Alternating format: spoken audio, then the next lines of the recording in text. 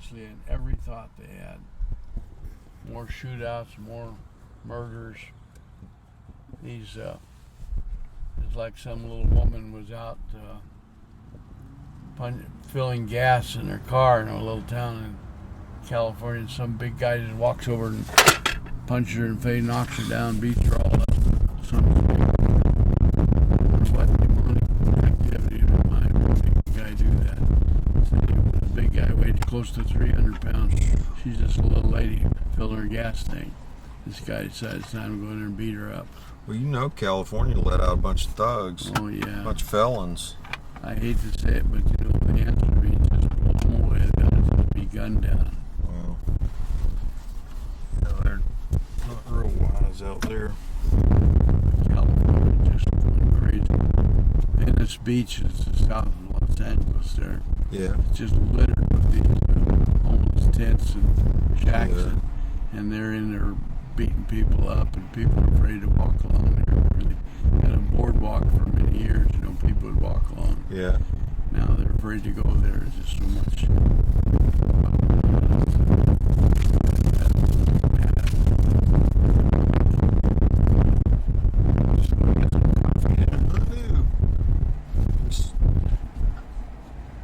Some other stuff too. Grab this coffee.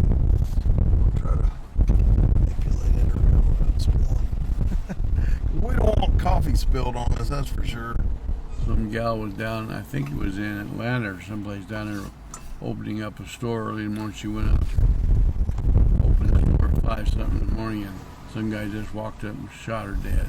Oh, Just some stranger, you know. yes. What are these?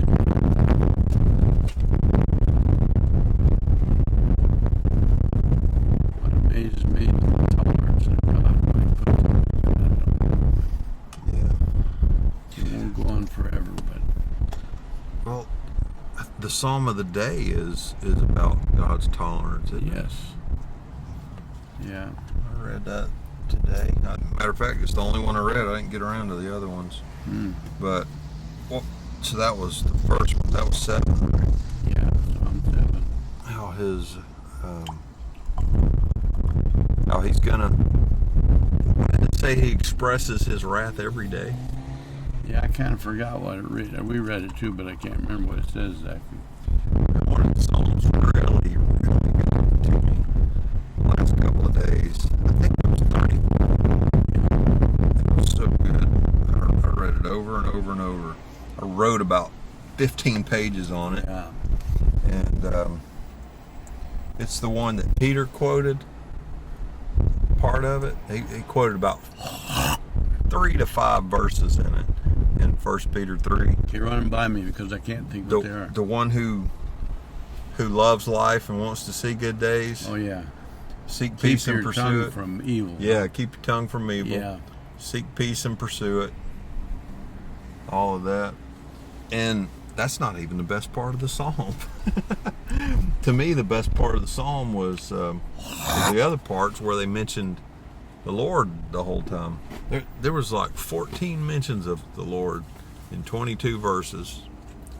And Well, you know where it says, he that would like to see peace in many days, by implication, the one that does not keep their tongue from evil is not going to see many days. But boy, the madness is absolutely nuts. Thank you.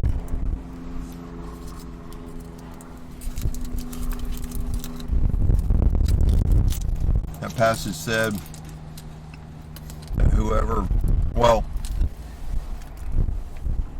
the cast of characters in that psalm, one of them's me, you know, the psalmist, or you know, whoever's reading it and agreeing with it, and the other one's the Lord, and then there's also other people in there.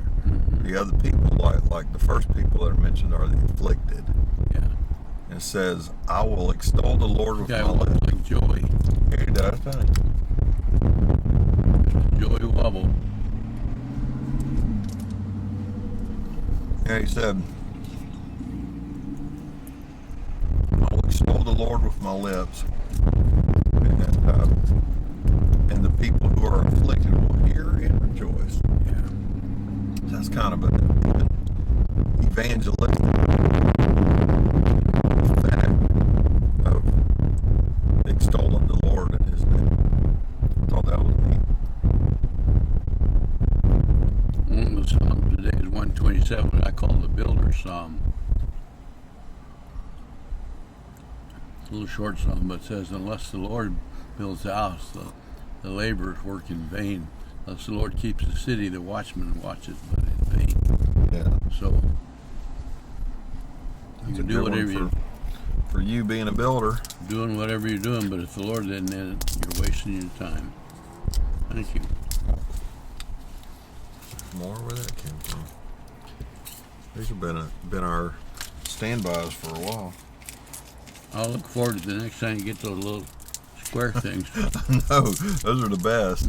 But Costco hadn't had them yet lately. Oh, really? Really. We thought so much about them. We got an extra bag each for my mom Yeah. and Alicia's parents, and we mailed them to them because we liked them so much. Where are they usually in their bakery part or something? They're usually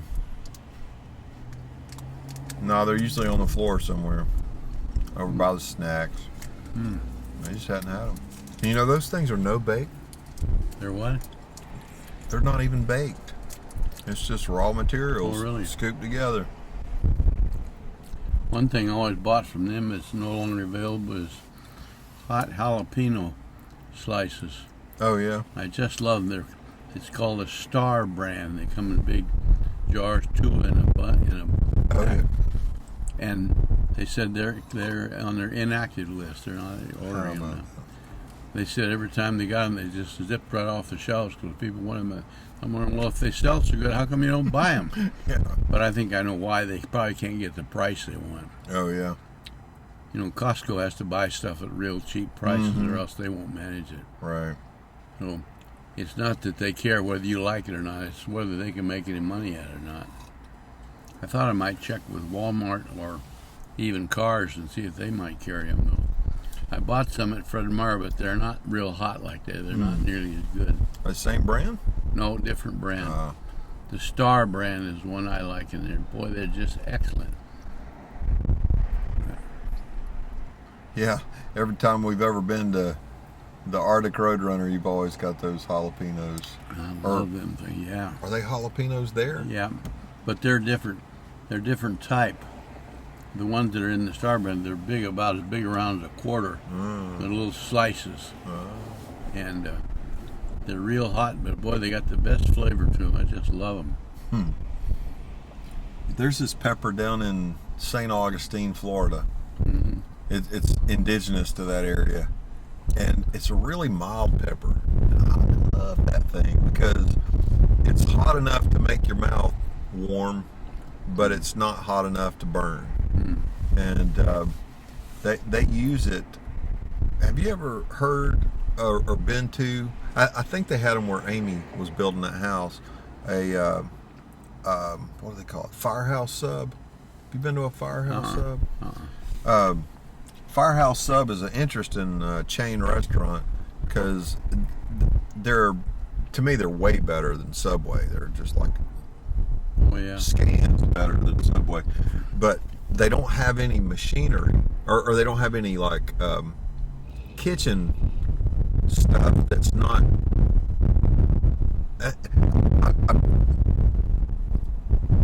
the business is not outfitted like a regular kitchen because they have steamers and they have a few heating mechanisms, but everything is like for the counter, not for like they don't have to have. Is the Subway. They don't cook stuff there. Right. The only thing they have these microwaves. They stick your thing in if you want them toasted a little bit. That's about all they got. So they can. But everything is raw. They can have their, more streamlined business to roll it out with a franchise. Yeah. So, but so they have these. Certain dishes that you can get there, and but they have this pepper that it's one restaurant you can go to and they'll have a line of pepper sauces out, Just Yeah. all different brands. And their brand has got those daddle peppers in it. And it's Yeah. almost like a ketchup, like a chunky ketchup. It's got like vegetables in it, like peppers cut and Yeah, onions cut. Like salsa. Yeah, it's so good. I love that stuff. I've never identified with a a restaurant sauce like that one. Because it's kind of unique. It's pretty close to my mom's house, and so I feel like they're almost a local group. Yeah. But they've had a lot of success over the nation. Unless the coronavirus killed it all. That lo and behold, it's looks like it leaked out of a lab in China.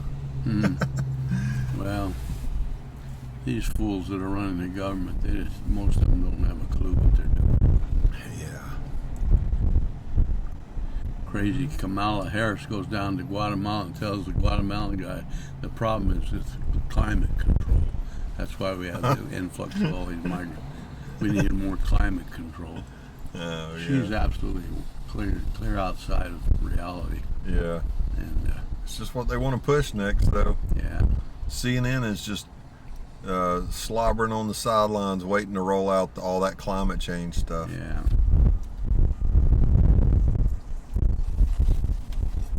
We had a good study yesterday. We're studying Tsadde, Yeah. his letter number 18.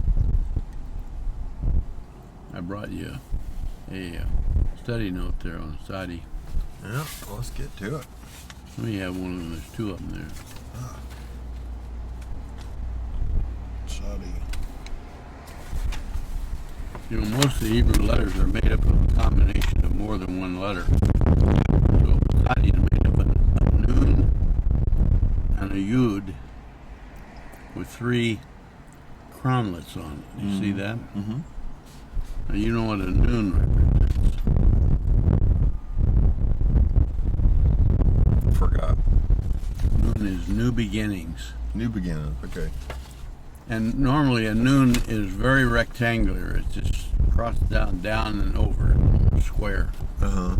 Notice Like a this bracket. Yeah, this is real curvy. This is a bent nun. So it pictures a kneeling nun, kneeling down, and holding up a hand, a yud. That's a hand. Like prayer. Yes. And so it relates to worship, prayer, devotion, offering, love, sacrifice, or freedom. And you notice it's a bent nun, but it's also wearing crowns. Yeah. What does that tell you? Well, it's anointed by God. Royalty. Who's the royalty that's bowing down? Yeshua? Yes, absolutely. So you look at Hebrews 10, verse 5 through 7. Let me get it. This is Yeshua bending down.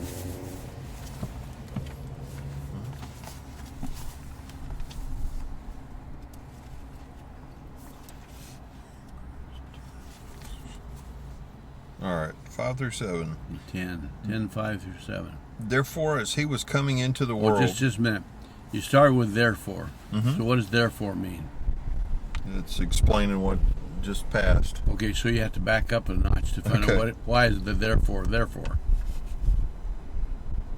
It says, is it the one right before it says, for it is impossible for the blood of bulls and goats to take away sin. Okay. What does Israel know about the sacrifice of bulls and goats? Been doing it their whole life. Okay, why did they ever do it? Because God said so. God told them to do it. He told them to do something that has no effect. Is that right? You just read it. What does it say about the blood of bulls? So it wasn't able to take away sins. All right. So is there something wrong with the sacrifices? No, it was a command of God. So they're perfectly right since God commanded, but they are limited, aren't they? Yeah. So the limitation is not, there's nothing wrong wrong with them, but it's something they cannot do. Is that right? Right.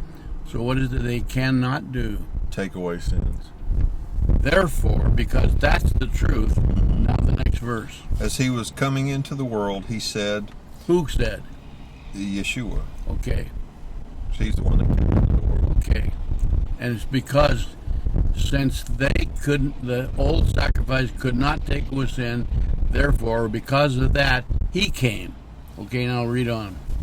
He said, You did not want sacrifice and offering, but you prepared a body for me. Okay, you didn't want sacrifice and offering. Then why did you tell the people to do them if that's not what you want? God telling him to do something that he doesn't want him to do? No, he wanted them to do it. Well, you just read right there he did not want that. But that's Well, not a good translation. That's the no. reason that said it. It's like you didn't. It says You he would rather have. it says he was not pleased with the sacrifice of bulls and goats. Yeah. So does that mean he is against sacrificing bulls and goats? No, he was for it. But he was not pleased with that.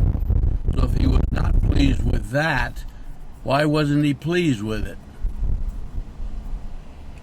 Well, he was pleased with his son. No, he said he was not pleased with bulls and goats. Right. Why? Why wasn't he pleased with them? You just read why. Because they didn't take away sins. Because they couldn't take away the sin. So therefore, that's not what it doesn't mean he's against them. It means that's not what gives him pleasure. That is not what pleases him. By implication, then what is it that pleases him? Taking away sins. Something that takes away sin, right? Yeah. So they could not take away sin, and therefore he was not pleased. That was not what he was pleased with. In other words, like saying, that's not what he really wanted. Right. He wanted them to do it, but they couldn't take away sin, so that did not satisfy what he wanted. Right. What was it that he wanted? You know, you don't have to read it. Yeah, he was looking forward to the day that Yeshua would come and take away sins.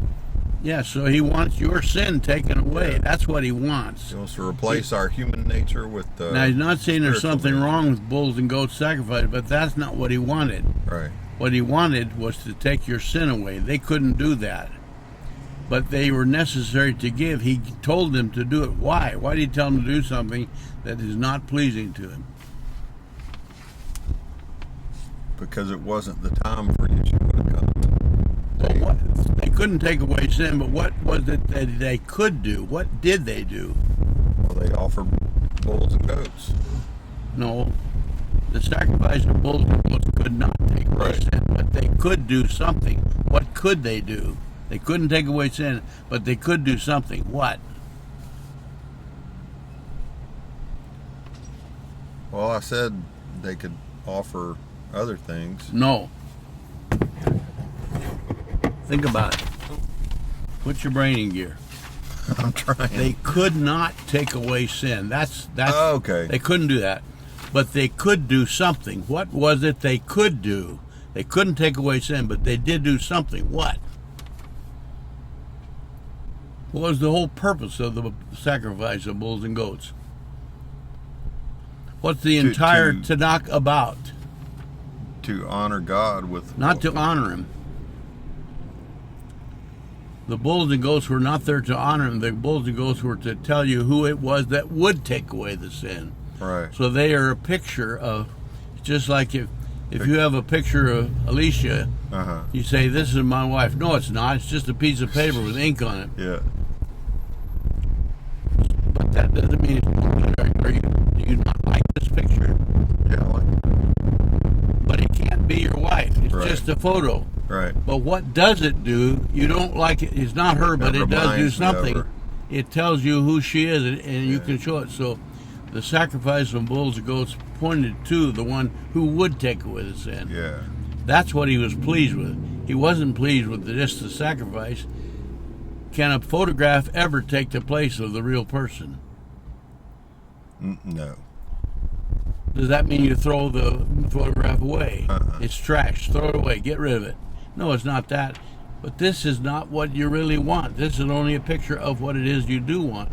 The bulls and goats were a picture of what does take away sin. Mm-hmm. So he said bulls and goats could not take away sin. Therefore, now what does it say? Here comes Yeshua.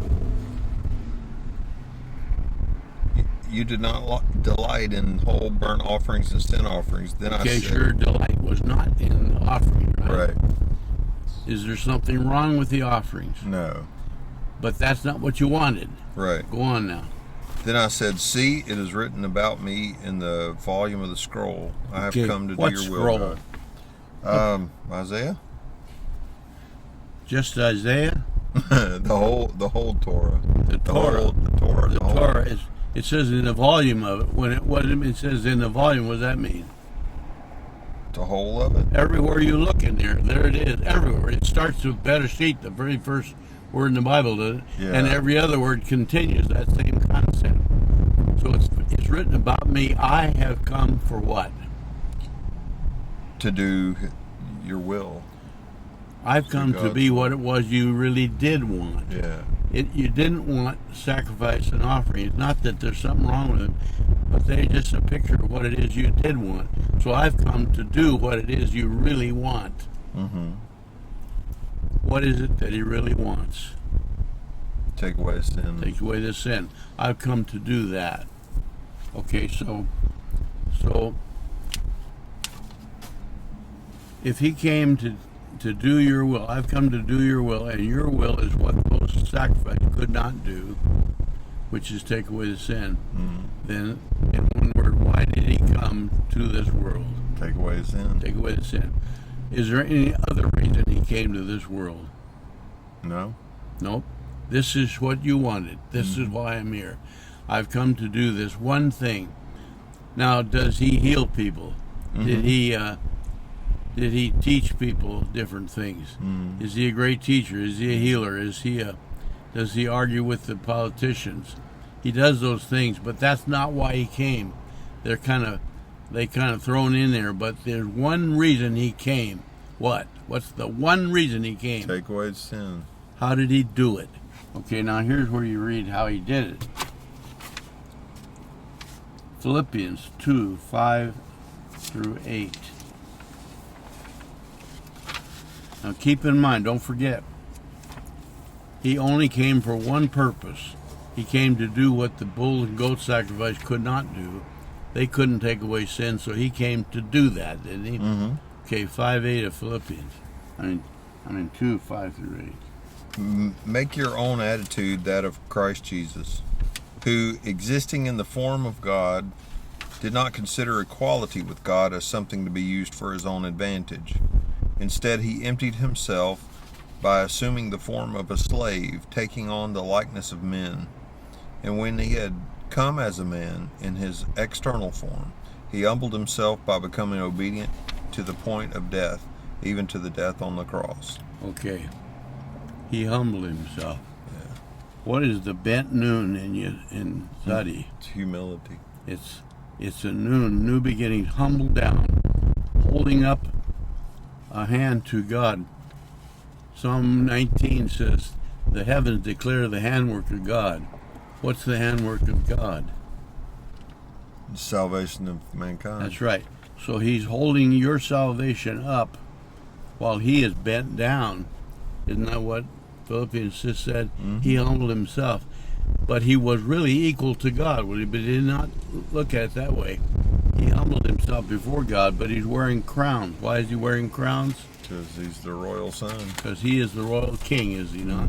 He has a crown, but he has humbled himself in order to hold you up to God. Mm-hmm. That's why he came. Mm-hmm. Now you look at Isaiah 53. You know Isaiah 53, that's the big chapter. Yeah. 53:12, verse 12. Therefore I will give him the many as a portion, and he will receive the mighty as spoil, because he submitted himself to death and was counted among the rebels. Yet he bore the sin of many and interceded for the rebels. Okay, so who is he talking about? Yeshua. Yeshua. Yeshua put himself in the position of the bent noon, in order to do what? To save, well, to take away the sin of the world. Yes. And read it again. There's some lines in there we might have missed. Read it real careful. And this is that kind of half-off version. Therefore, I will give him the many as a portion. Okay, the many. What's the many? The many what? What's he giving him? People, I guess. Yes. Who is he giving him? The Lord is given Yeshua, right? Yes, he's given the many too, but who are the many? Whoever wants what God wants. Whoever received what he came to give him, Right. right? He came to lift them up to God, like this hand here. And those are the many, and he's given them as his portion. Is that right? And then it goes on to say what else? And he will receive the mighty as spoil. The mighty. Who are the mighty? People that run this world. Perhaps. Now, when you have spoil, what does spoil mean? Usually it's the leftovers from the military advancements. It's booty, we might Yeah. say, or the loot. Yeah. You know, the old ways, whenever they conquer a place, they'd loot it. What does that mean? They take all the good stuff. Took all the good stuff that used to belong to the enemy. So the spoil of the mighty, he is taking that. So in some places it says he spoiled the enemy. It means he robbed him of everything they owned.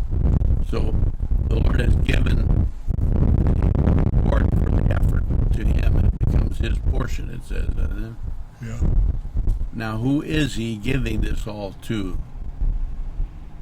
The people who No, it says right there. to the Son. I will give him. Yeah. Who's him? Yeshua. Yeshua. So he gets the spoil, the thing from the enemy, and many of those who receive him, they become his. They're his sheep. That's right. They're his flock, Yeah. and he is the bent noon, but he's always wearing the crowns. So, you know, in Revelation it talks about one wearing a royal crown, and he's called the King of Kings. All right. So, when did the Lord become the King of Kings? He's always the King of Kings. Even in his bent condition, he's still wearing the crowns. There are 8 Hebrew letters that have crowns on them. 8. I didn't name them in here, but there's 8 letters that have the crowns. Have 3 crowns. What is 8? A new beginning. So why did he come to earth? To give those who call him a new beginning. So the 8 letters are like the royal letters. They're the ones that talk about why he came exactly. Now there are 6 letters that only have 1 crown on them.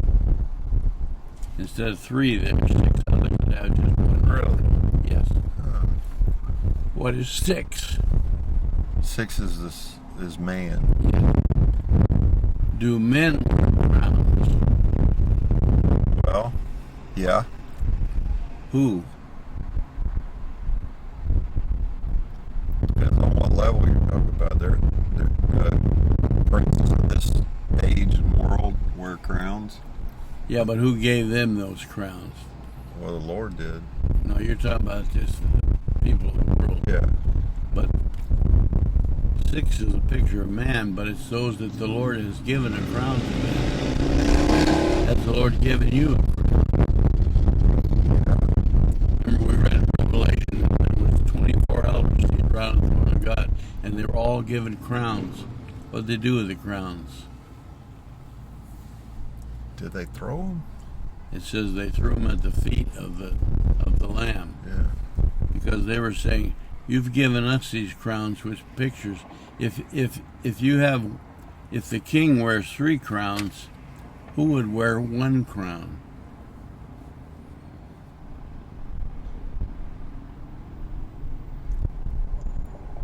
I don't know. Just a man? That elder? Well, we don't have it in our country, but picture a country like Old England where they had a king. Uh-huh. The king wears 3 crowns, or he's got this ultimate picture of royalty. But there's another who only has 1 crown. But it is a crown. Like a prince or something. Prince, a member of the royal family. Is he as royal as the king? He's not the king. He is royal, so he has a crown, but it's not 3 crowns, it's only 1, because it pictures his crown is subject to the one with 3 crowns. He is royal. He is as royal as the king is. He is a member of the royal family. If any outsider addresses that prince, they have to give him the same honor they would the king, don't they? Because he is royal. However, because he is not yet the position of the actual king, but he is part of the family, he gets a crown. So these 6 letters have 1 crown, but 8 of them have 3 crowns. Okay, so Isaiah 53:12 says, I've given him a portion, and here's his portion. He's the king. The many that have been crowned belong to him, and he gets the spoils that came from the world's possessions. So if the Lord spoils the world, when you think about it, who does everything in the world belong to? The earth is the Lord and everything in it. But the enemy has taken possession of it and claimed it belongs to them. Yeah. So when the Lord gets through fighting his battle with the enemy, what does he do? I'm sorry, say that again. When the Lord gets done? When the Lord finishes his he battle, spoils it. what does he take back? Everything that's Everything he rightfully always his. owned that the enemy Yeah. took possession of. So the spoils of the battle are, the entire thing comes back to him. So in the end, the royal king, who is presently has kneeled down in order to provide us salvation, give us a part of the royalty by giving us a crown, him instantly, at the time it was chosen, takes back everything that belongs to him. So how does it all come out in the end? On the Lord's side. Yes.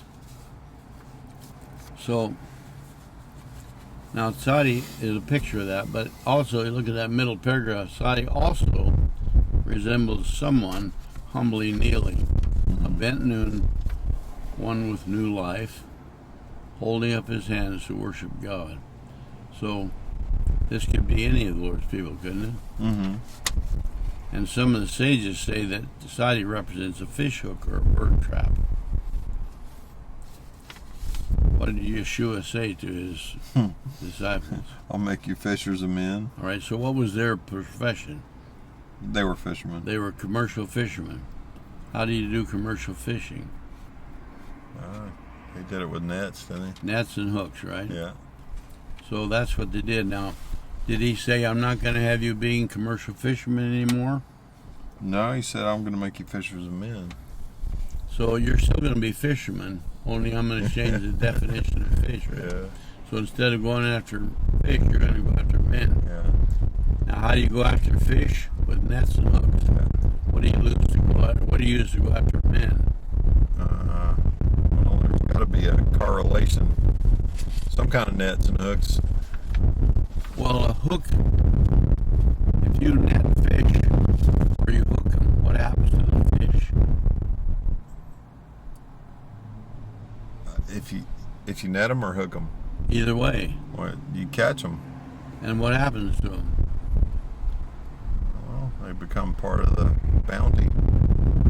Well, what happens to them? They die. So, as a commercial fish, you kill the fish and sell them in the market, and they cook them and eat them, right? Right. So much for the fish. But when you catch men, do you do something to harm them, to hurt them? They all got to die too. But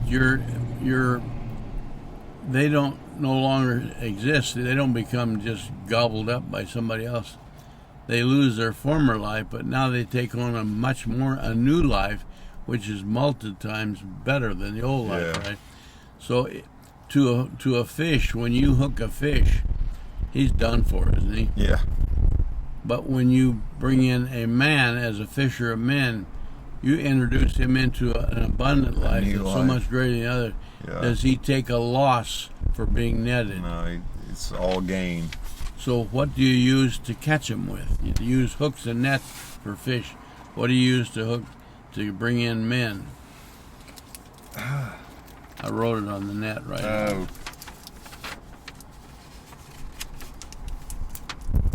Truth and love. Yeah. So if you hook a fish, I don't know whether fish have the same feelings that people do, but if they did, it's going to be painful and agony for them, isn't it? They're trying to get away and they're struggling against hopelessness. They ultimately die. And when you taking another bite and catch a man with truth and love, you release him from what was hurting him and give him freedom and gladness, don't you? Yeah. Tremendous difference. But it's still a picture of Tsadde. Can you see Tsadde being a picture of that? Yeah. Okay. And you know, every Hebrew letter has a numeric value. The letters from Aleph through Yud are numbered 1 through 10, and each one has a numeric value. Aleph has 1, Beit has 2, Gimel 3, Dalet 4, and so on. Up to Yud is 10. Then you keep going from there and it goes 10, and then it goes 20, 30, 40, 50, 90, and then 100, 200, 300, and 400, the last one, 4. So Tsadde is 90. And the picture of Tsadde pictures a trail or a journey. If you were walking on a trail, can you picture kind of wandering around like that? You know, when people talk about Israel in the wilderness for 40 years, they usually say they wandered in the wilderness. Right. That's not quite accurate. What does wander mean? Don't have a clear place to go. There's no direction, just roaming around. But they did have a clear direction. What was their clear direction? Wherever the Lord took them. So they weren't wandering. They were following his direction. The cloud in the daytime and the fire at night. And they weren't lost. They were clearly being directed by the Lord himself. So where they went was exactly where the Lord wanted them to go. They rebelled against the Lord and disobeyed many times. But they always ended up going where he took them to go. So they weren't wandering.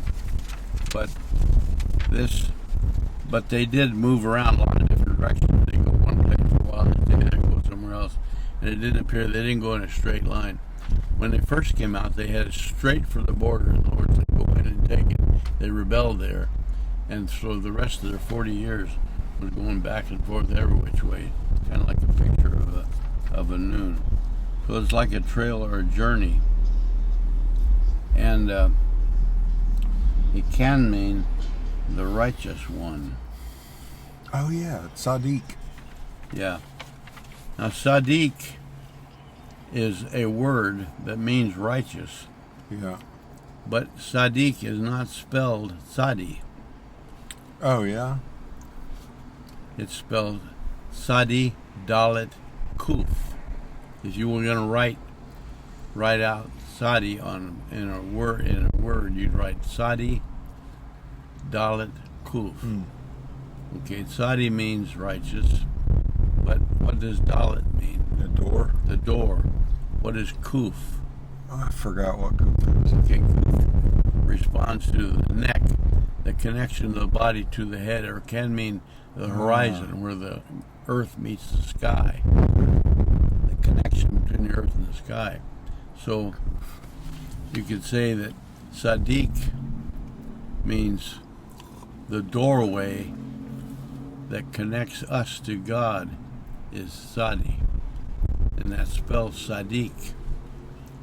But some people pronounce the letter Tsadde as Tzaddik because they're used to saying the Aleph Tav, and Kuf follows Tsadde, so they'd say Tzadde Kuk, Tzadde Kuf, and it's almost like saying Tzaddik Kuf, or Tzaddik.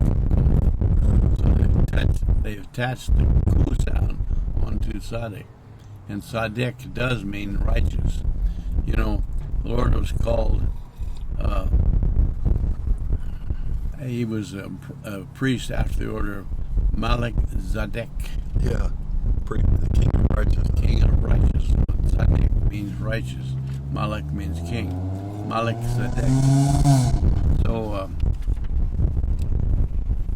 So here it says that Tsadde can mean a trail or a journey or a hunt. Disciples are sent out by the righteous one. So they're sent out. On a trail or a journey. Remember, he said you're going to take the truth, the gospel, to Jerusalem, to Samaria, uttermost parts of the world.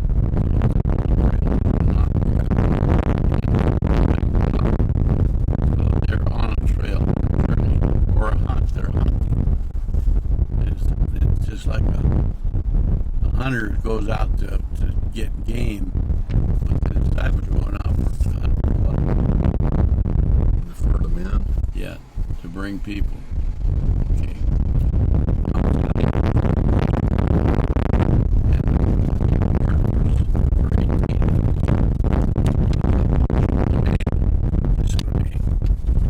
Shmoneh is 8. That's right, it's 10. So 18 is an interesting number. You look down at that near the bottom where it says matzah. What's matzah? Bread. Yeah, unleavened bread. Is baked for no more than 18 minutes. That's in the Lord. Why would that matter? If you were reading a recipe how to make something, okay, put this in the oven. Okay, that's part of the recipe. Mm-hmm. Why would it be important for matzah not to be made more than 18 minutes? Because it get all crumbly and burnt, maybe. Remember, everything's a parable. Right? What is matzah? Well, it's the body of Yeshua. Yeah. And the Lord said, my body is broken for you. Mm-hmm. To do what? Take away sin. And to give you new life, right? Mm-hmm. So, if he gives you new life, do you need anything more? No. So 18 minutes represents new life.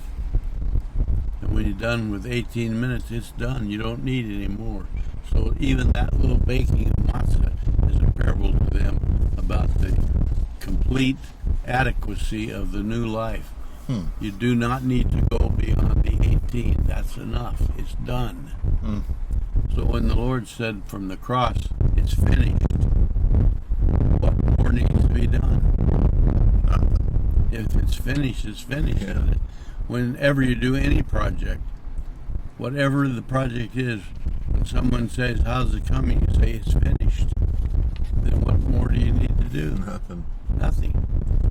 If finishing means you pick up the tools, you sweep up the deck, you put everything away, you drive back home, when you get home and they say how to come out, it's finished.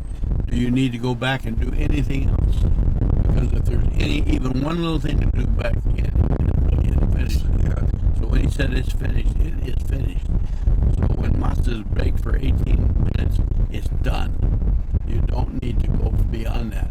That's a parable of the finished work of the Lord. That's good. Because I that like gives that. you... Hadn't heard that one before. Yeah. But you think about what the whole purpose of eating matzah. What's the purpose of eating matzah?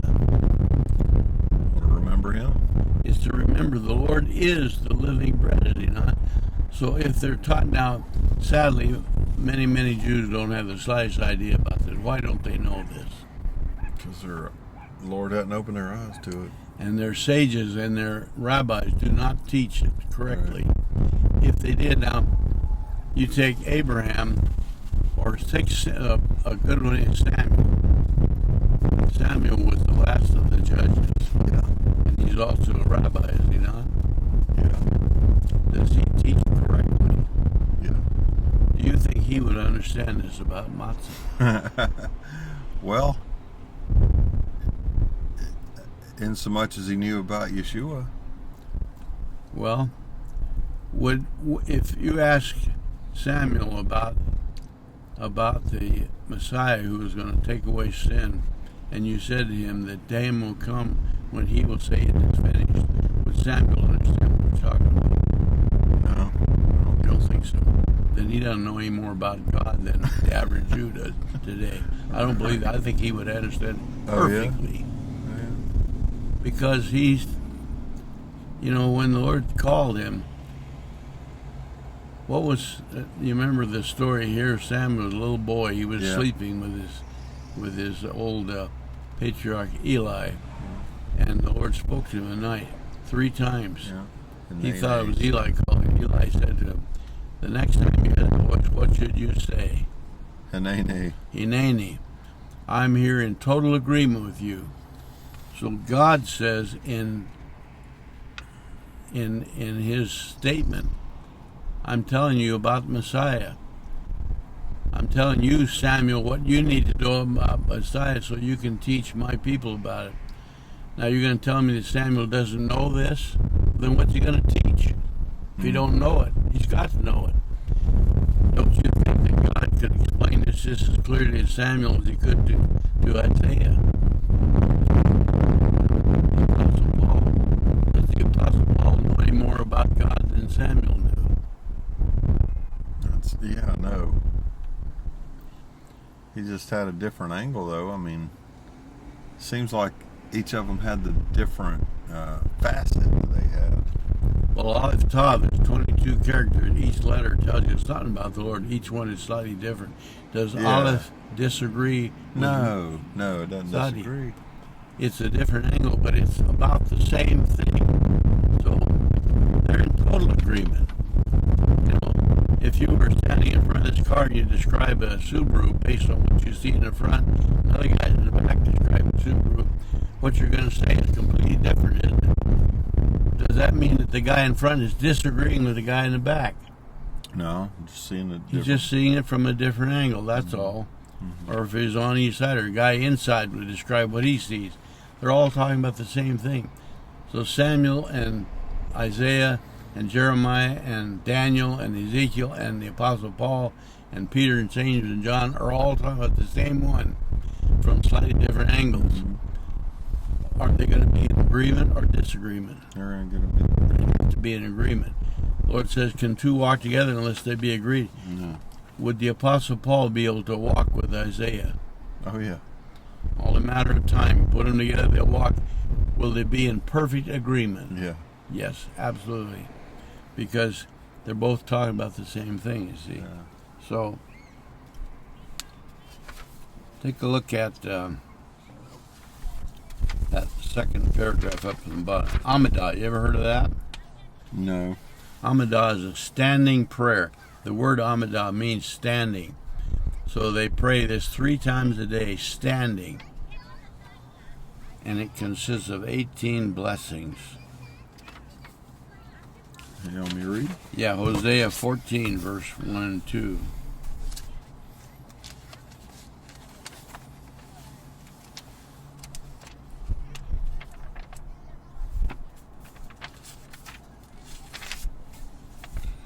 Israel, return to Yahweh your God, for you have stumbled in your sin. Take words of repentance with you and return to the Lord. Okay, now stop there for just a minute. This is a direction to Israel, isn't it? Mm-hmm. What's he tell them to do? Return to God, repent. And repent, go on. Repent and return to the Lord. Return to the Lord, and then he said what? Say to him, forgive all our sin and accept what is good, so that we may repay you with praise from our lips. Okay, we're going to praise you with words from our lips, right? Yeah. Now, why would we do that? Why would we do that? Well, kind of like one of the first things we looked at was you don't want sacrifice. One of the things he wants is the fruit from our lips. Okay, but they haven't been doing that. He said return. Right. when you got to when he tells you to return, why would he tell you to Because return? you're not in the right place. You went somewhere else. Yeah. Return means come back, doesn't it? Right. So, why will they praise him? Because he's When they were worthy of running off praise. the other way, they weren't praising him. What Right. made them able to praise him? Because they turned around and They came back. returned. They came back. So now they're back. So what should they do?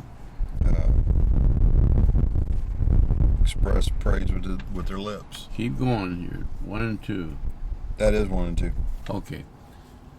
All right.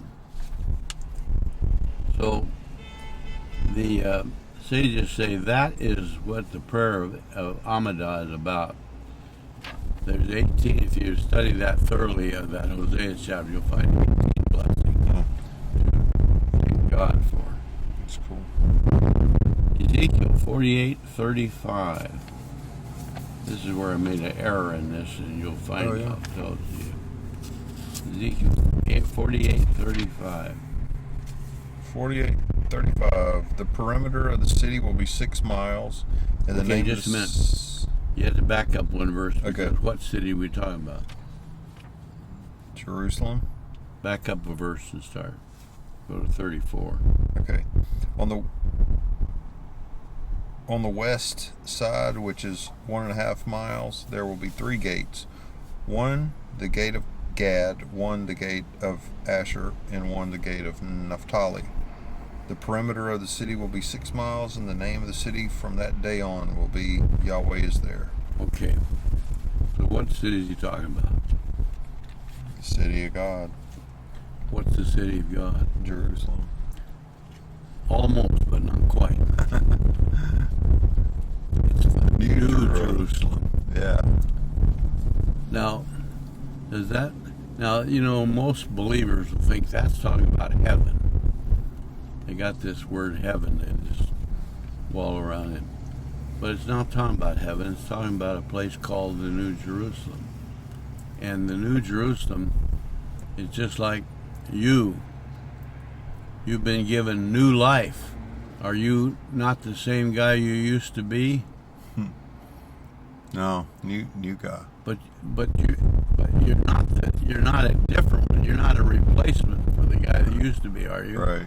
You're the same one that's been made new again. Yeah. So Jerusalem, what does the name Jerusalem mean? Jerusalem.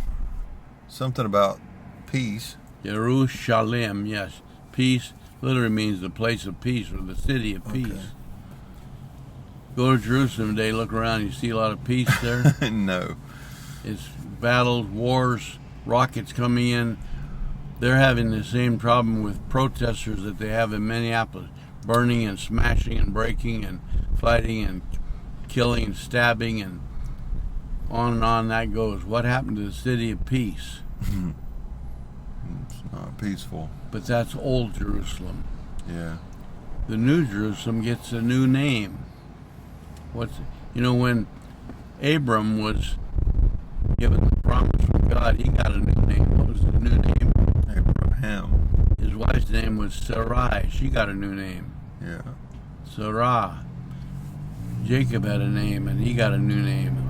Israel. Yeah. Why does God give new names to people? To fit their new identity? Because they are new people. Yeah. So Jerusalem gets a new name.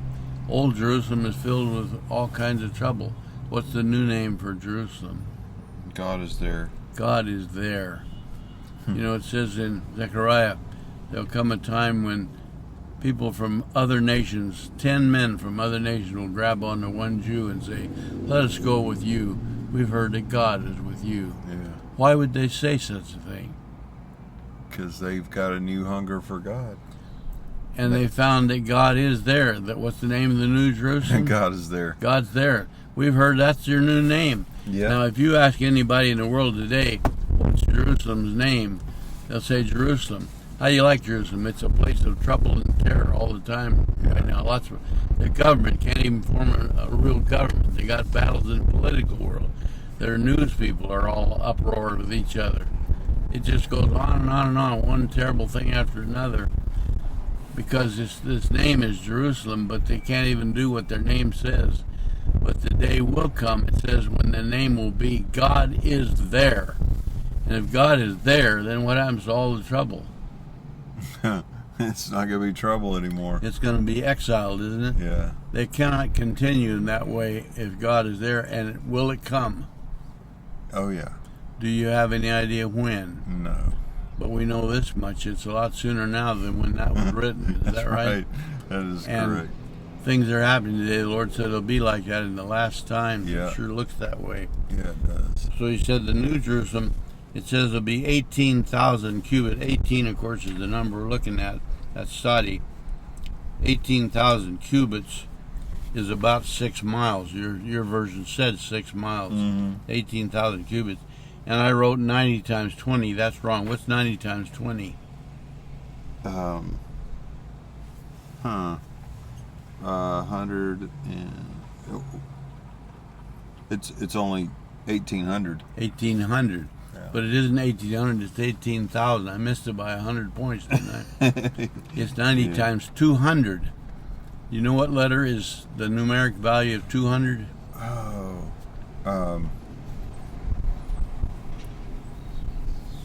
Let's see. I can figure it out, but Okay, figure it out. let's see. The numeric value of a certain letter is 200. Let's see. Tsadde is 90. Then Sonic, Tsadde.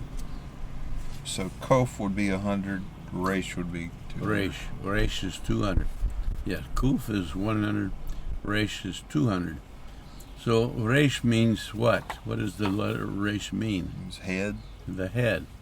Who is the head of Jerusalem? The Lord. The Lord God himself is the head. Yeah. And Kuf means the connection of the body to the head. So 200 represents 200 times 90. 90 is a figure that represents the finished work, the completed thing. Sarah, who became the grandmother of all the Lord's people through all time, is that right? Yeah. Her child Isaac was born when she was 90 years old. So 90 is the birth of God's people, Isaac.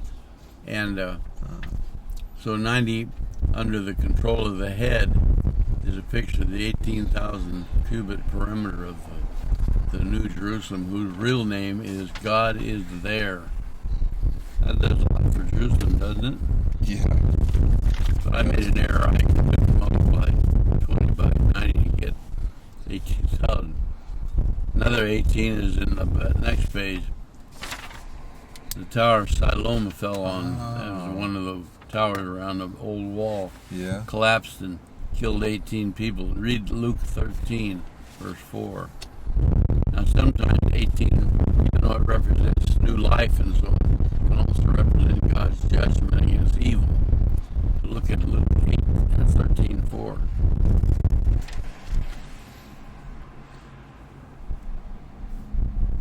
Or those 18 that the tower in Siloam fell on and killed, do you think they were more sinful than all the people who live in Jerusalem? Okay, so that actually was some event that happened at one time or other. This wall, this tower, And everybody collapsed, knew about it. killed 18. What would the Pharisees say about that situation? That was their judgment. They deserved that, didn't they? Yeah. But what about us? We're better than Us that. righteous You don't see Pharisees? any towers falling on us, do That's you? right.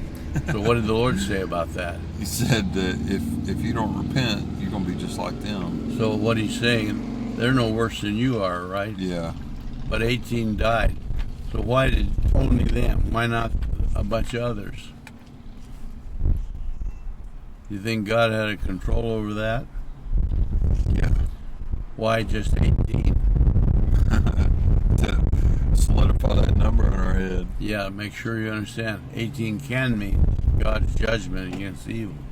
Now you look at the next places, the same there, Luke 13, 10 through 17. 10 through 17.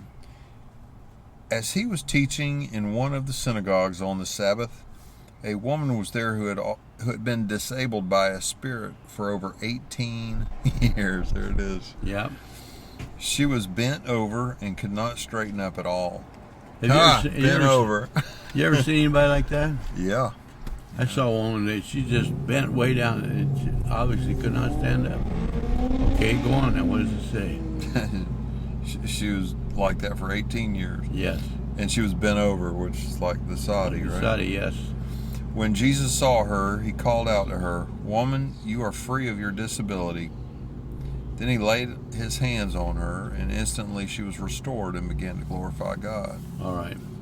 So she had this condition for 18 years. She was bound by it. And one word from Yeshua set her free. So sometimes Tsadde can mean freedom or release or rescue. Look at Judges chapter 3:14. Judges.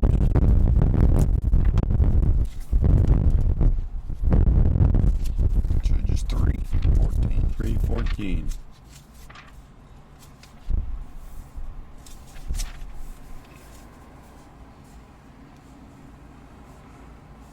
The Israelites served Eglon, king of Moab, 18 years. Okay. Now jump over to 10:8 of Judges. Judges 10:8. So they served Eglon for 18 years.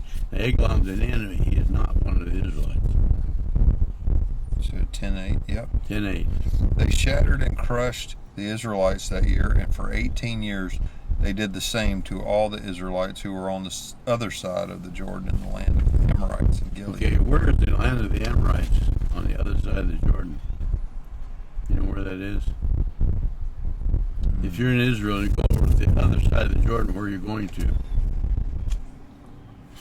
If you're in Israel? If you're in Israel, you're going to Jordan. And you go across the Jordan to the other side, where will you be? In Jordan. Not, well, way down south, but up north, you'll be in Syria. Okay. Or you'll be in the area that used to be called Moab. So, Moab? yes, that was across from Judah, was Okay. Moab. It's where Naomi and Ruth were.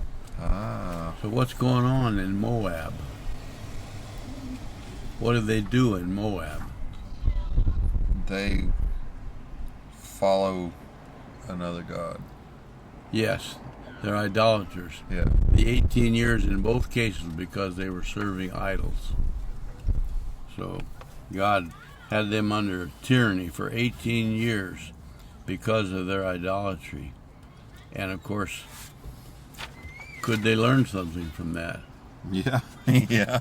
So all they have to do is study everything else that happened for 18 and they'll be able to see. Now, of course, I wrote, nobody's able to save but Yeshua.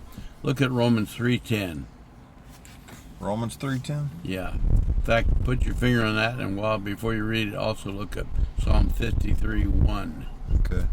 Romans 3:10 and Psalm 53:1.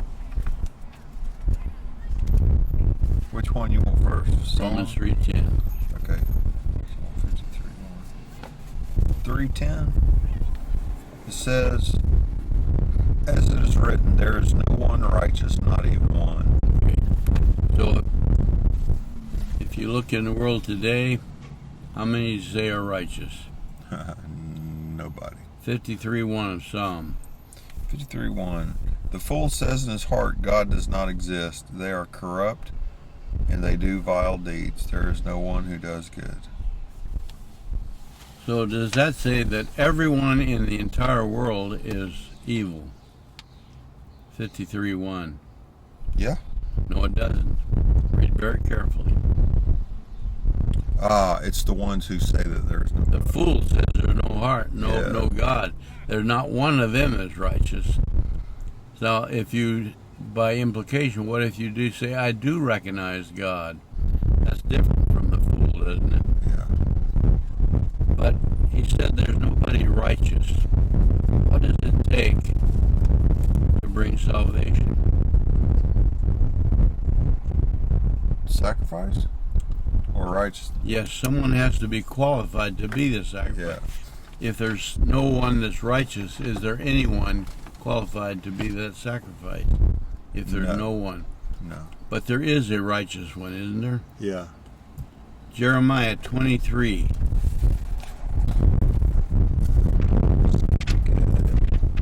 Okay. 23, 5 and 6.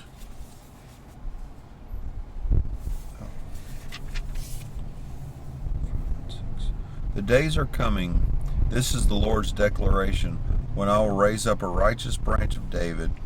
He will reign wisely as king and administer justice and righteousness in the land. Okay. He's going to raise up one called what? It'll be the righteous branch of David. The righteous branch.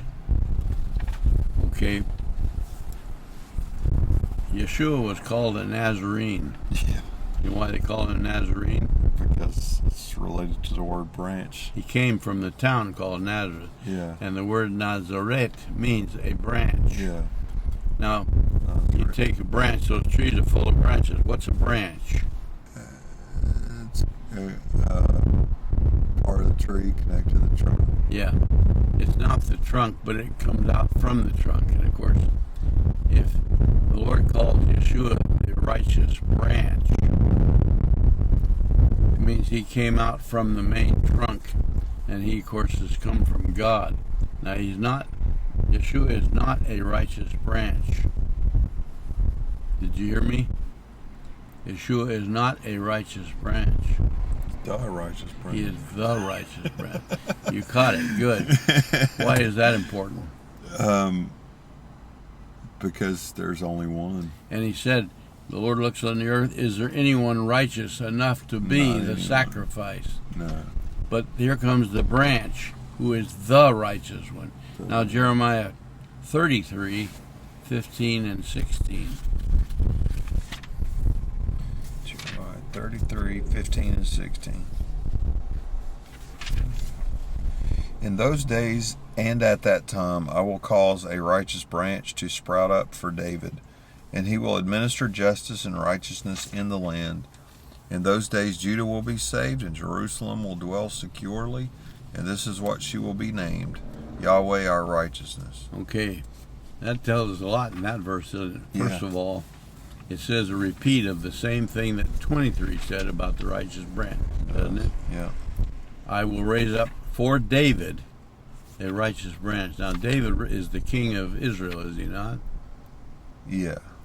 David is the king of Israel. Yeah. Yeah, he is. All the others followed him. They're all called of the house of David. In Yeah. other words, the royal name for the royalty of Israel is David. Yeah. So the righteous branch is to save the kingdom, we might say, isn't it? And 33 of Jeremiah said almost the same words as 23, didn't it? Yeah. When you say the same thing twice in the book, what does that mean? I'm not sure. Whenever something is important. repeated twice, it means it's absolute. Yeah. It's without fault, without question. This is absolutely, it must happen. I will raise up a righteous branch. Now we know that the righteous branch must be Yeshua, is he not? Yes. And what will the righteous branch do? You just read it in 33. What will the righteous branch do? He'll distribute justice and righteousness in the world. Okay. Now we need righteousness. The Lord said there's none righteous. The world is filled with corruption. Mm-hmm. Is that going to go on like that forever? No. What will this righteous branch do? He'll You just read it. What will he do? he will distribute justice and righteousness. So what will the world become? Just and righteous. He's going to distribute justice and righteousness. Where's he going to just throw it around like seed on the ground? He's going to give it to people, is he not? Yeah. So the time will come when the Lord will look on his kingdom, and instead of saying there's none righteous, he'll be able to say they are all righteous, aren't they? Why are they all righteous? Because they've been made righteous by who? By the branch. By the branch, exactly. Now they're made righteous, and the kingdom has a brand new name. What's the name of the place? The Lord is there. The Lord is there. That's what that other passage said, wasn't it? Yeah. So Jerusalem, which is supposed to be a city of peace but is not, is going to be made new again. And when it's made new again, not only will Jerusalem get a new name, but it'll be filled with people who are righteous.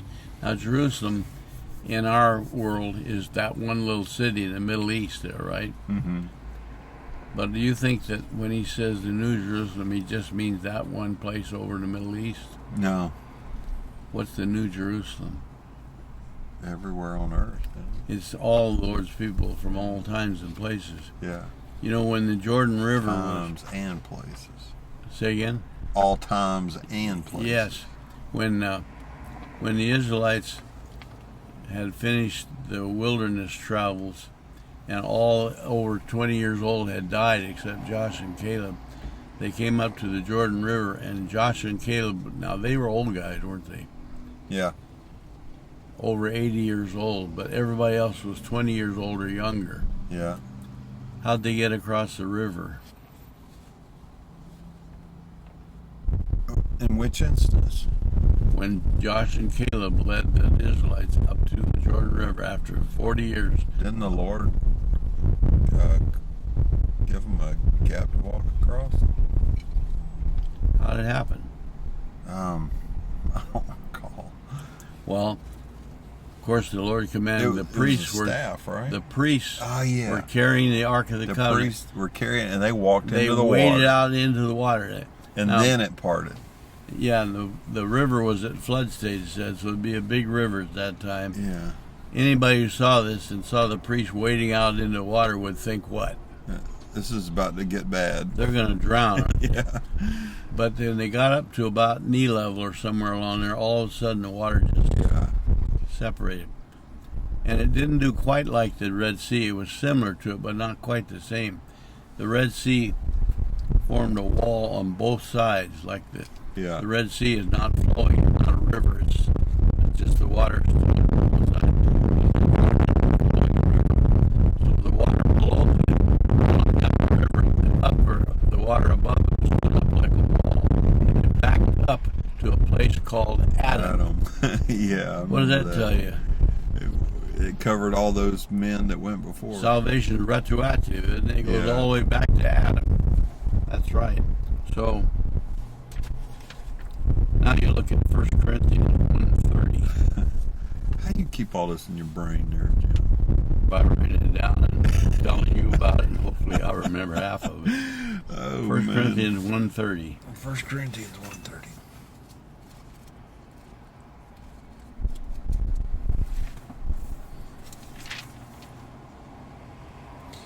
But it is from him that you are in Christ Jesus, who became God-given wisdom for us, our righteousness, sanctification, and redemption. Okay, 4 things that Messiah has made for us. What are they? 4 things. Wisdom, righteousness, sanctification, and redemption. All right. Now, his title is the righteous branch, okay? How much wisdom does he have? All of it. And he's been made that for us. Yeah. How much righteousness does he have? All of it. How much holiness? All of it. How much redemption? All of it. But he said he's been made that for us. So and it says in the righteous branch in 33 of Jeremiah that he will distribute this righteousness to the kingdom. Is that right? Yeah. Yep. So if he distributes his righteousness to his people, then what happens to this? There's none righteous. That's going to change. It's changed because now the word would be, instead of there's none righteous, then what's the new name? There's one righteous. No. The righteousness. Before there was none righteous. Now he distributed righteousness to his people. So now what's the new way to put it? He's given righteousness to who? To his people. So instead of being nobody righteous, they're all righteous. Isn't that what he's saying? Yeah. He changed no one to the word all. Yeah. That's pretty tremendous, isn't it? It is pretty tremendous. Okay. Yeah, that's good. Now, Tsadde is spelled, if you wanted to write it out in letters, you'd spell it Tsadde, Dalet, Yud. Yep. Tsadde, Dalet, Yud. Dalet is the door, Yud is the hand, isn't it? Mm-hmm. So the Tsadde spelled Tsadde Dalet Yud is the handwork of God opens the door for righteousness, doesn't it? Yeah. Follow with a kuf, it's spelled Tzaddik, which means righteous. Ephesians 1:7.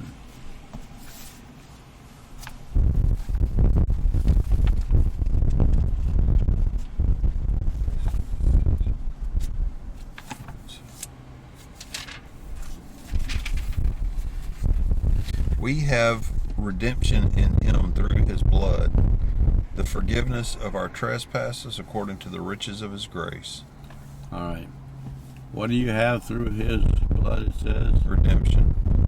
What does redemption mean? We've been bought back. Been bought back. And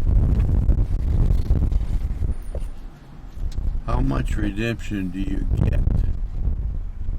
It says right there. The forgiveness of our trespasses. How much do you get? All of it. What does it say? You just read it. Tells you exactly According how much. to the riches of his grace. According to what? The riches of his grace. So how rich is God? He has got it all. It can't be measured, can it? It's No. infinite. Yeah. So the redemption that he's given us is according to, or is says like matches that riches. It's described by the rich. The redemption is just as infinite as the riches of God, is it not? Yes.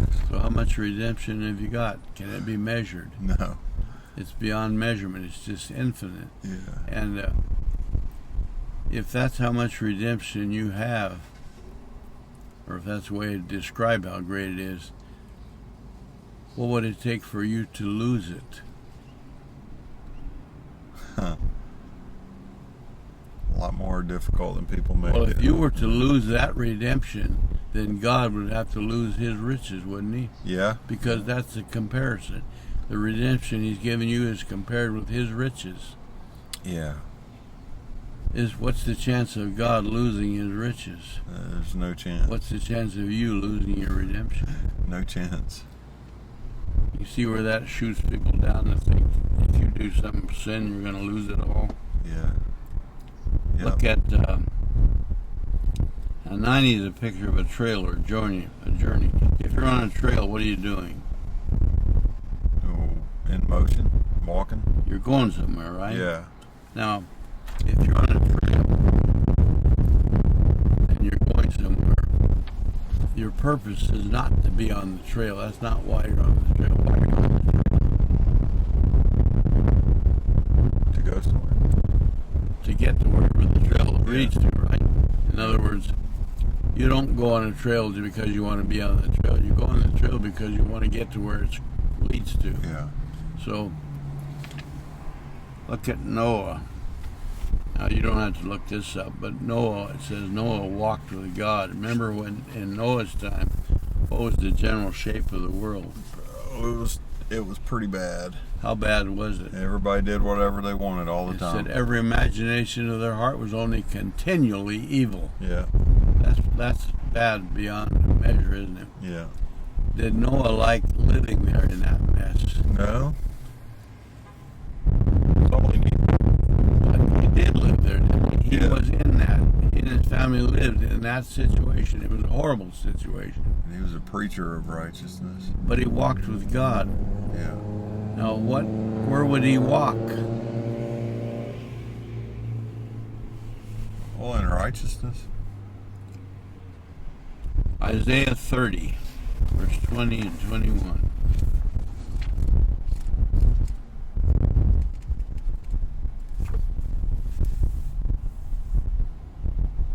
The Lord will give you meager bread and water during oppression, but your teacher will not hide himself any longer. Your eyes will see your teacher, and whenever you turn to the right or to the left, your ears will hear this command behind you. This is the way, walk in it. All right. That's where he walked. So where was Noah walking? Whichever way God told him to walk. And that was the path. Yeah. Now, that path was going to take him somewhere, wasn't it? It sure was. He's not on the path just because he wants to be on the path. He wants to go to where that path takes you. So where was it taking him? Where God wanted him to go. Where was it? Where?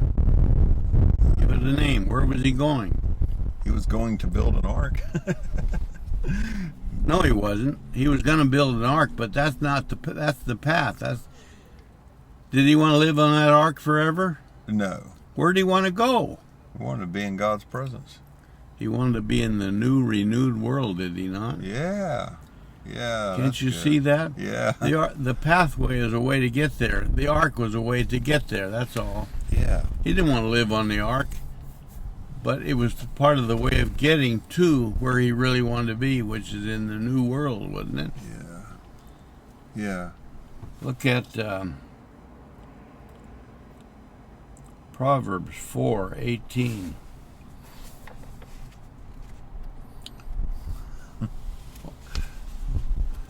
Proverbs 4:18. The path of the righteous is like the light of dawn, shining brighter and brighter until midday. Okay. That's like one of the Psalms the other day said, "In your light we see light." Yes, that's right. Okay, so the path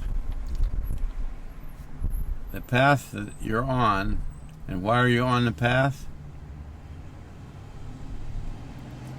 Because you want to walk the way God, because you're listening to God. And how do you know where the path, which path He to told take? you where to So go. this is the path. Go on that. Yeah, Now that path is taking you somewhere, isn't it? yeah, But he said in Proverbs there, the path is like the sun coming up early in the morning. First light, you see a little bit, but it's still pretty dark. And then gradually gets lighter and lighter and lighter. mm-hmm. So, Yeah. Psalm said that the other day too. can you see Noah building this ark? The ark is part of the path, isn't it? Yeah. The ark is not the object. It's just part of the pathway leading to the object, which is the new world. Now here's Noah. How long did it take him to build that ark?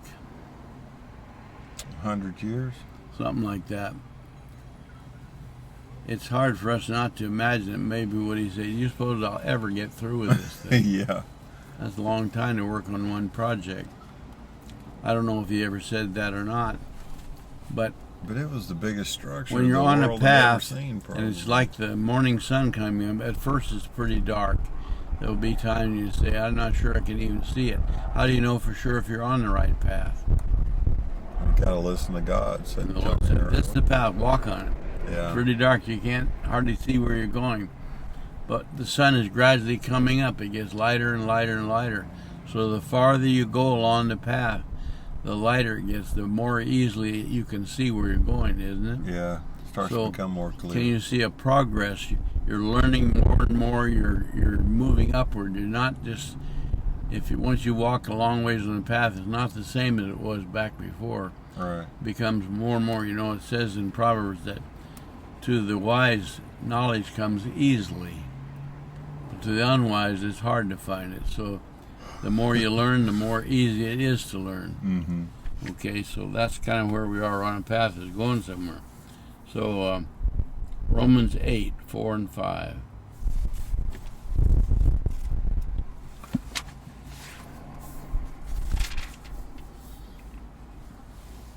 In order that the law's requirements would be accomplished in us who do not walk according to the flesh, but according to the Spirit. Okay, you're walking. Where are you walking? In accordance with the Spirit. Well, where? Where are you going? Where's this? Wherever He says. Where are you walking? You're on a path. Yep. And where is this path leading? Wherever He says go. Not wherever. It's leading to a certain place. To Yes. the new life. Remember, what does Psalm 23 say? The shepherd directs us. And then what? Where are we going? Leads us in paths of life to the house of the Lord. To the house of the Lord. In other words, to the position where God Himself is. We're going toward that. That's where the path goes. Yeah.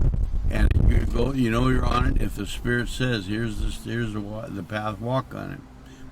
You don't always see the path. It's like early morning. You can't always see real good, but as the sun gradually coming up more and more, you see more and more light. Now look at one last thing is Hebrews 2, verse 8 and 9. Read this in real slowly because there's a lot in it. Hebrews 2, 8 and 9. 8 and 9.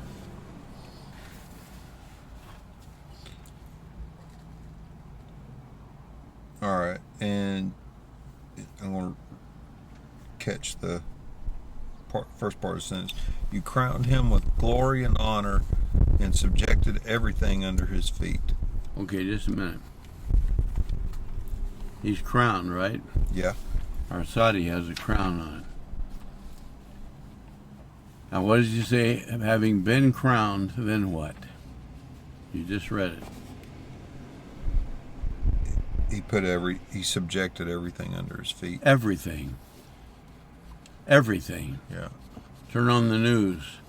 Is that what it sounds like? It doesn't sound like Okay, it. read the rest of that then. For in subjecting everything to him, he left nothing that is not subject to him. Okay. Is there anything in creation that is not subject to the king? Well, right now it doesn't look like it, but that's the way it is. Everything is subject. Everything. And then comes the word but. As it is, we do not see everything subjected to him. Right now, we don't see it.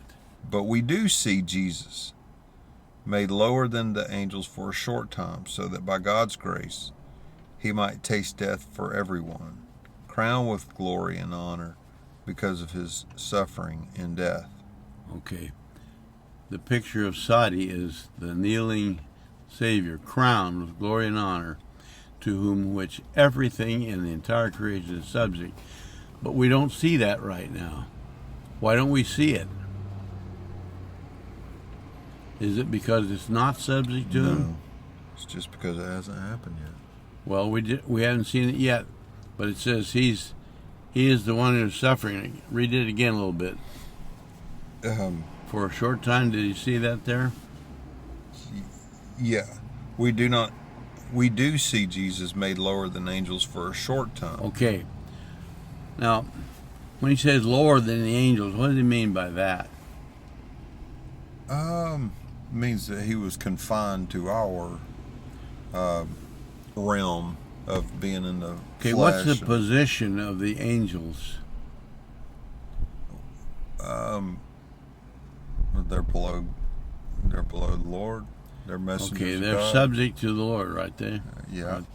But They obey what the Lord incredible says. power. And, They do exactly what God says for them to do, don't they? yeah. Can they ever do it wrong? Can they make an error?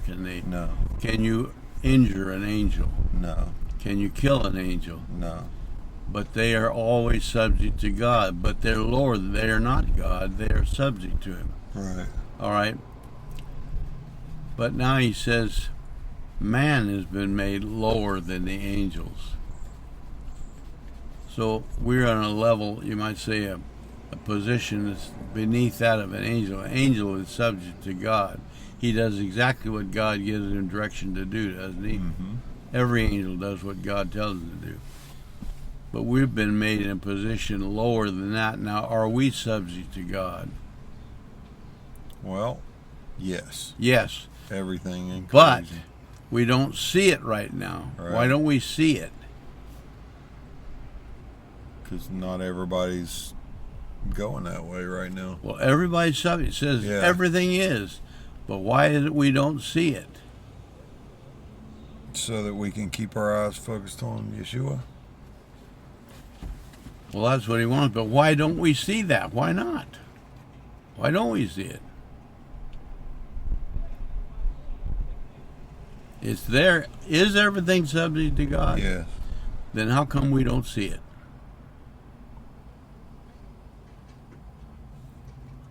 Because not everybody has turned to him.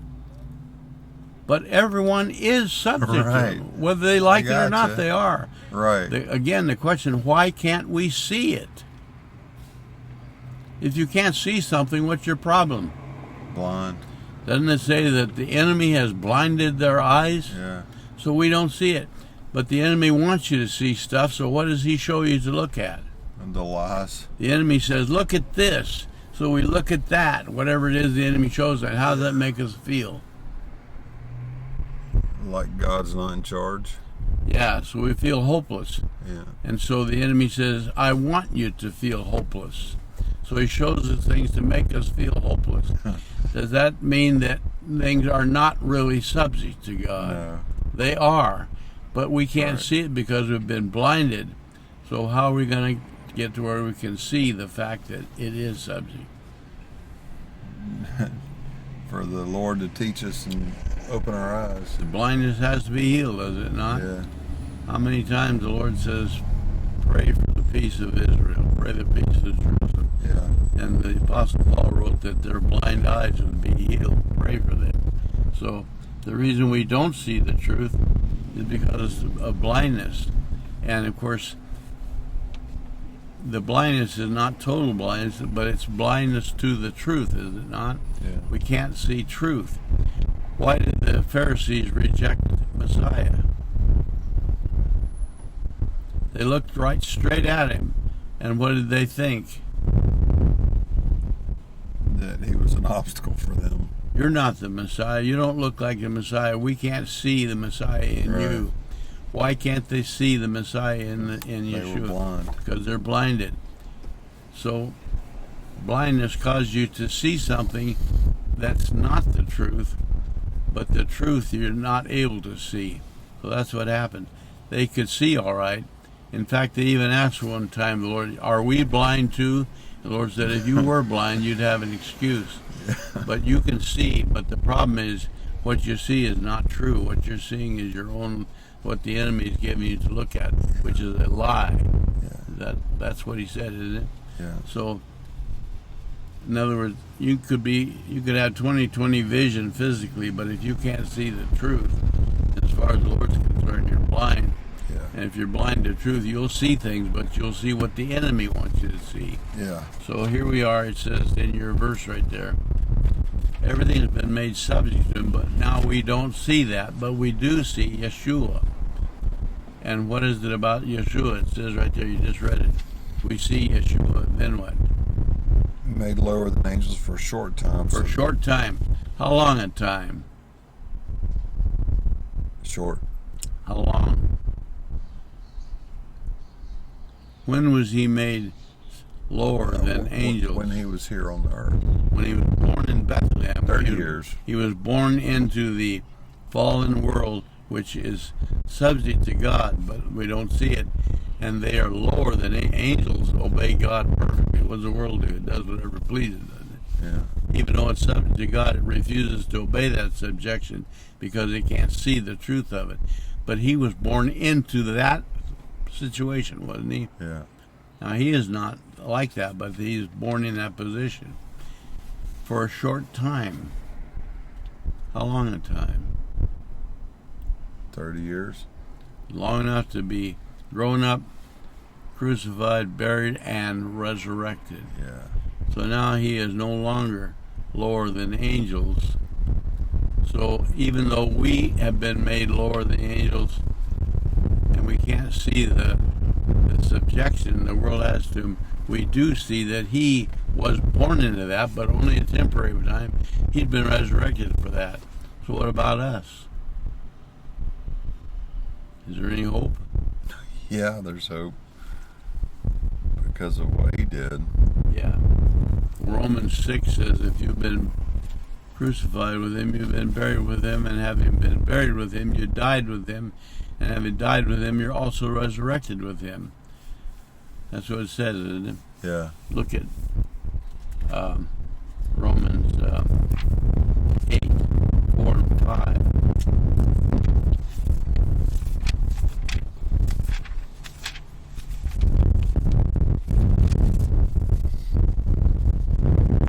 In order that the law's requirement would be accomplished in us who do not walk according to the flesh, but according to the Spirit. The law. What is it about the law? It says,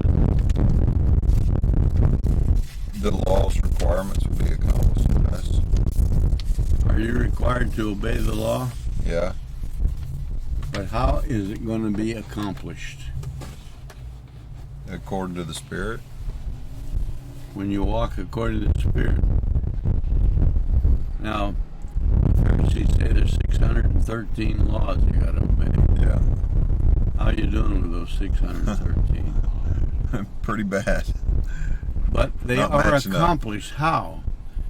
By walking in the Spirit. By walking in the Spirit. So the Lord said all those commands that are in there are just figures and pictures and parables of what it is to walk in the Spirit, aren't they? Yeah. Now the Pharisees say you got to do everything just the way the Torah says in writing. But they're the same ones who scream, crucify him. Yeah. Why do they scream, crucify him when they're so busy obeying the law? Just they didn't know the plan. Because they're not walking by the Spirit, they're walking by the flesh, are they not? In other words, they made the letter of the law their rule, and what does the letter of the law do? Kills. It kills. The Spirit of the law brings life. Is there a difference between the Spirit of the law and the letter of the law? Yeah. Well, how many laws has God got anyway? Just the one. One. But if it's defined just by what you do, it's called the letter of the law. Right. You got to wear your tefillin on your forehead. You got to, eat the food exactly right. You got to bake your bread for no more than 18 minutes. You got a whole 1,000 things you got to do. And so the Pharisees very carefully do all that, don't they? Yeah. But they don't walk in the Spirit, so then they scream, crucify the Messiah. What's the matter with them? They're blind. They're blind. The only thing they can see is the letter. They can't see the Spirit, can they? Right. So Romans 8 says, if you walk in the Spirit, you fulfill the letter. You fulfill the law, don't you? Yeah. So the question is, do you obey the law? Answer, Yes. yes. Not by following written rules and constantly checking yourself to make sure you're doing exactly the right thing, but by listening to the Spirit. When the Spirit says, walk on that path right there, there's the path, walk on it. Are you obeying the law? Yeah. Does the Lord himself disobey his own law? No. He obeys it perfectly, does he not? Yes. But when the Pharisees saw him, they say, you're not obeying the law. Yeah. You're going eating contrary to the law. burgers. They were always wanting to stone him because he's constantly breaking the law in their eyes. Mm. Was he breaking the law? No. Not at all. But he understood the spirit of it. They could only see the letter, and as a result, their answer to everything is, we got to kill him. That's the only solution, because he's a fraud. Yeah. So you can obey by the letter perfectly every single of those rules without fail, and you completely miss the whole point, haven't you? Mm. So when you walk in the Spirit, you do obey the law, but it may not look that way on the surface, because the Spirit of the law goes far beyond the letter, and it's to a point where if you're blind to the truth, you won't even see that. But what you will see is the failure to obey the letter. That's what they're constantly. Every time the Lord did anything, they accused him of breaking the law, didn't they? You're healing on the Sabbath, or you're eating something you shouldn't be eating. You got your disciples who are eating grain off the stalks on the Sabbath day. They're harvesting their crop. All kinds of stuff. You don't do anything right, do you? What's their problem? Is it because they don't believe in the law? No, it's just that they're only seeing the flesh side. That's right. They believe it, but they can't see the truth of it. And the truth is in the Spirit, you see. You have any more of that coffee, or is it done? Yeah. I'd take a little sip more if you got it. Sure.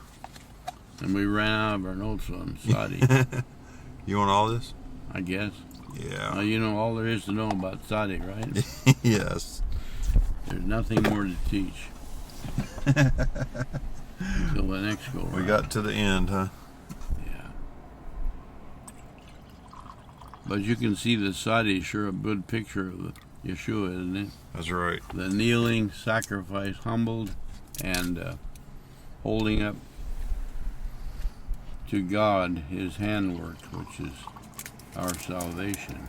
It's interesting how all those themes came up in the scripture that we were reading too. Yeah. I like that. You know, when Psalm 19 says the heavens declare the handwork of God, Yeah. the heavens are not the handwork. They just declare it. Yeah, there certainly are God's work, and He did it with. But He didn't create the works with His hands. How did He do the creation? With His mouth. With His words. Yeah. By the word, the creation was done. But there is a handwork which is done by His hands. What? Salvation. Salvation.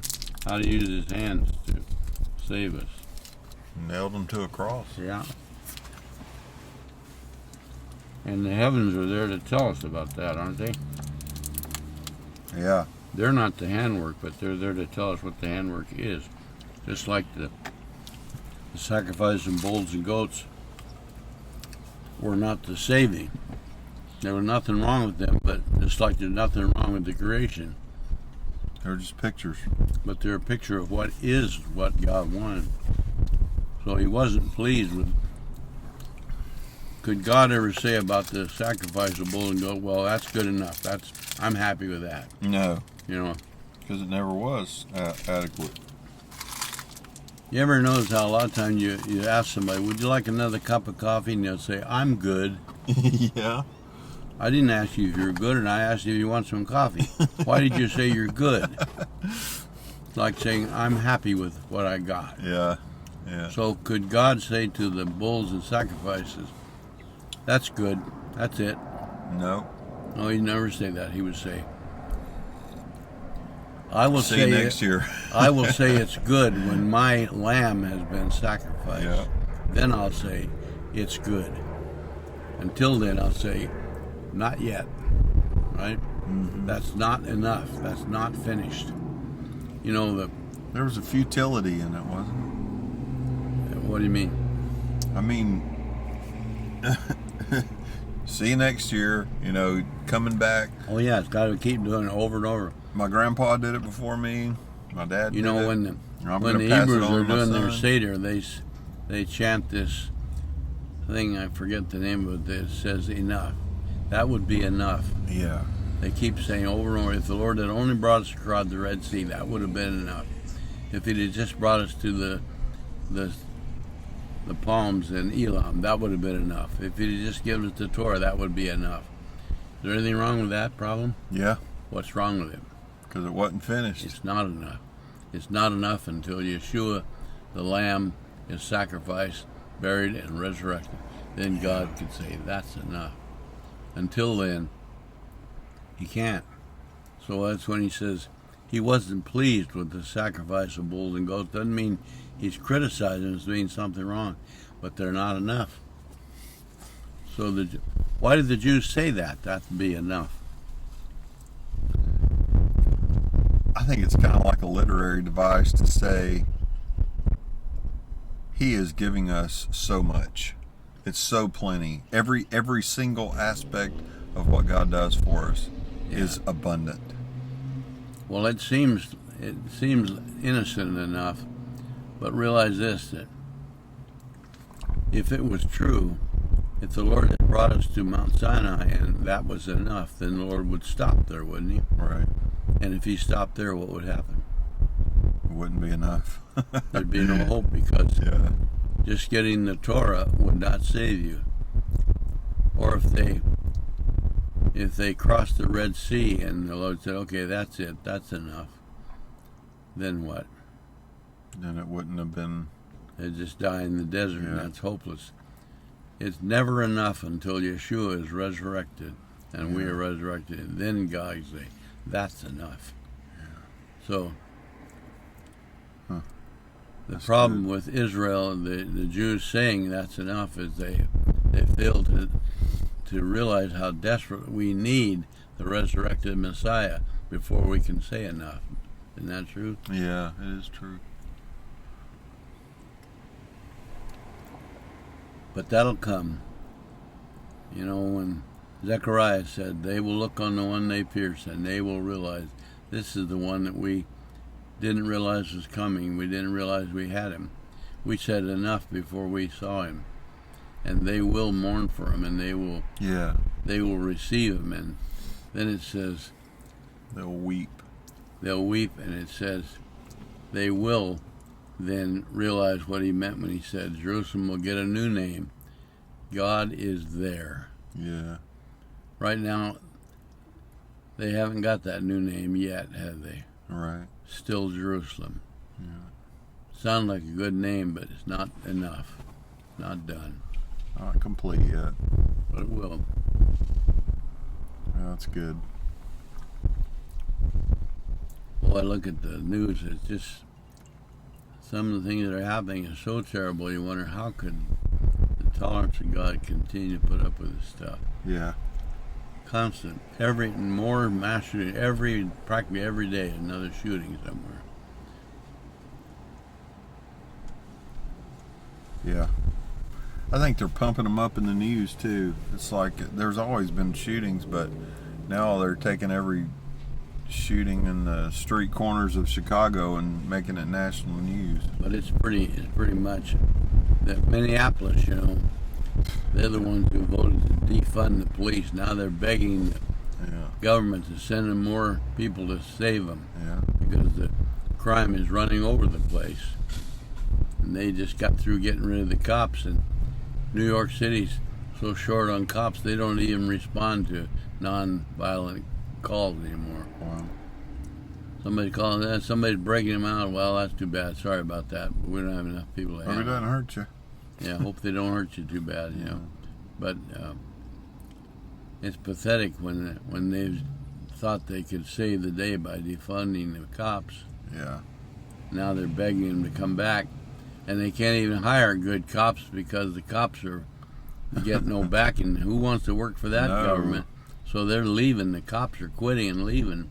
When the city mayor comes out and says, you know what, we're not going to support our cops, and he's your boss, what does that say? Yeah. So if you go out and get sent out into a bunch of gang members to try to quell and they start mowing you down, there won't be enough of you to even defend yourself. Yeah. And if you do defend yourself, they take you to trial. Yeah, and put you under the jail. You're under the condemnation because you saved people from this thug, you know. Yep. It's just gone so completely backwards. Yeah. You ever read about an ancient president named Grover Cleveland?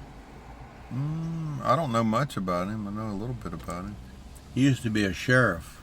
Oh, yeah? He was a sheriff of Buffalo, New York. Didn't he get shot in office? And I don't think so. Not Grover Cleveland. No, McKinley did. Grover Cleveland, though, he was called a hanging sheriff. Ah. Said some guy killed his mother and to rob her of the money, and the sheriff just went and grabbed him and took him out in the backyard and hung him. We're not going to put up with that here. And he was a tough guy. I think he would have been a good man. Of course, they discredited him like they do everybody, but sometime look up Grover Cleveland. He was a pretty good man. But of course, he'd be outlawed these days. Oh, yeah. The Democrats would never put up with that. Nowadays, they put some thug down, they immediately get prosecuted for that. Defending the thugs and not the people they stand to protect. Yeah, that's what's going on in our world right now. Yeah. The news and the leaders of all the thug groups are making heroes out of criminals.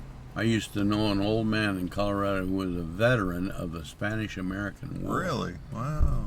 He served under Teddy Roosevelt. Wow. And back then, that was back in the late 60s, and they were having the troubles in Vietnam and different places. Yeah. I remember the old man said, if old Teddy had been there, he'd have rough road all over him, But nowadays they had liberal governments that don't do that. But Lyndon Johnson was running the Vietnam War, Yeah. He had an opportunity to help Israel, but he didn't want to get involved with Israel because he was busy with the Vietnam War. What with the 6 Day War? Or the other one? That would have been in the 6 Day, even in the 6 Day War, and even before that in the war in 1948 when Israel went against the the Arabs from 5 different countries, and the Russians supplied the enemy guys. The Americans supplied Israel after the war was over. They kind of replenished it, but they didn't come in there when they needed the help. Johnson was so afraid of getting involved in another big war in the Middle East, he wouldn't do it. The Israelites begged him to send supplies and stuff, but he was afraid he'd upset somebody, Yeah. He didn't want to make the Arabs mad at him or something. Wonder what's going to happen with the new government of Israel. I don't know. Have they kind of said what's going on? Have you read your post or whatever? Somewhat, yeah. Today's news said there's another blockage, so they're supposed to swear the new government in, but something's delaying that. And they couldn't quite figure out what it was, but something's holding it off. Who knows? The Lord said, you don't know what a day may bring forth. Things can change rapidly. Yeah. So they can't seem to get it together. But Netanyahu's more or less thrown in the towel, I guess. But that's too bad. He was a good man. He's a good man, yes. But one thing I pointed out in yesterday's letter, Netanyahu is not the Messiah. Right. Neither is Donald Trump or any other man. Not that they can't be used. I admire their actions and pray for them, but the Messiah is the one who will save the day, not anybody else. And so the righteous branch is there and will be there. Would you want to be the head of a government when the Lord smotes it? You don't want the good man that you like to be in charge of that. So. And he will. They're going to go down. Yeah. Ready to pack it in? Whenever you're ready. Yeah, I think I've had enough fun for the day. Yeah, you did your time. Had them. You've changed one of those toilet flushers, haven't you? Yes, sir. You got to get up underneath the tank and disconnect the little feed water tube that goes up there. Yeah. And I could not get myself down there to where I could do that. I could reach under there, but I couldn't see it.